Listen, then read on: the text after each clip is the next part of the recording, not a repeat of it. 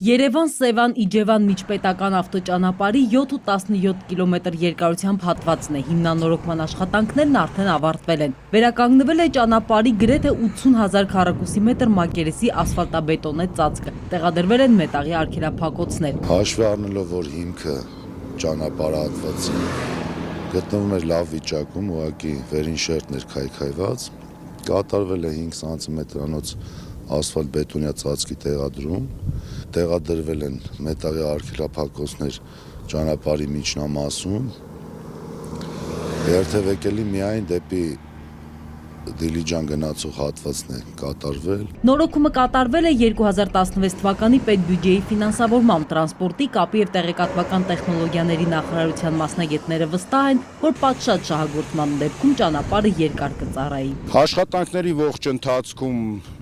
կատարվել է հսկողություն պատվիրատուի տեխնիկական հսկողության կազմակերպության կողմից, աշխատել ենք համատեղ, որպեսզի համապատասխան անհրաժեշտ որակը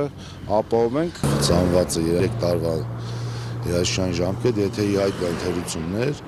շինարարը իր հաշվին այդ թերությունները կվերացնի։ Սևանի ափամերձ շրջաններին կապող ճանապարհն անցնում է մայրուղով։ Քաղաքի բնակիչներն ու ամռանը Սևանում հանգստացողներն ափին հասնելու համար պետք է հատեին արագընթաց ճանապարհը։ Անվտանգ անցուդարձն այսուհետև կապահովի նորակառույց վերգետնյա անցումը։ Մարդիկ եւ ցերեկով եւ գիշերով ուղղակի հատել են ճանապարհը եւ բազմաթիվ դժբախտ պատահարներ տեղի ունեցել։ Այսօր Փառք Աստծո կարծում եմ 99% կբացառենք նման երևույթները։ Երևան-Սևան-Իջևան ավտոճանապարհի 67.5 կիլոմետրում Սևանի թերակղզու մոտակայքում հեղեղումների պատճառով փլուզված 31 մետր հատվածը նույնպես հիմնանորոգվել է։ Վերականգնվել է հողային պաստառը, կառուցվել է գաբիոնային հենապատ։ Եկող տարվա բյուջեից էլ կտրամադրվի 2 միլիարդ 900 միլիոն դրամ այս ճանապարհի մնացած հատվածները նույնպես նորոգելու համար։ Առաջիկայում կհայտարարենք նախագծման մրցույթները, կընտրվեն ճանապարհահատվածները,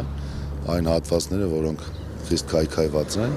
եւ նույն ձևով կկատարենք արդեն հաջորդ տարի շինարարական աշխատանքներ։ Գեղարքունիքի մարզում այս տարի հիմնանորոգվել է 28 կիլոմետր ճանապարհահատված, վերակառուցվել են Ճամփեզրի մի շարք փլուզված հատվածները, ծախսվել է պետբյուջեի եւ համաշխարհային բանկի համաֆինանսավորմամբ 4 միլիարդ 340 միլիոն դրամ։ Մանուիրցյան ժամը լրատվական։